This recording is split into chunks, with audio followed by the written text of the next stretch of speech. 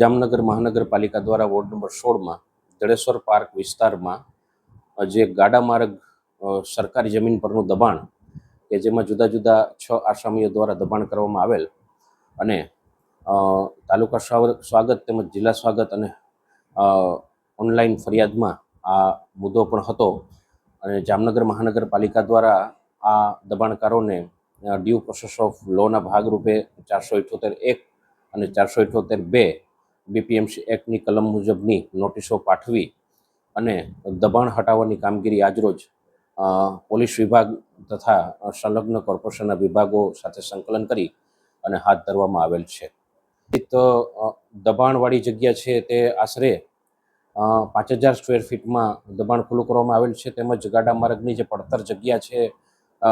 અન્ય 5000 ફીટ એમ મળી અને કુલ આશરે 10,000 સ્ક્વેર ફીટ જેવી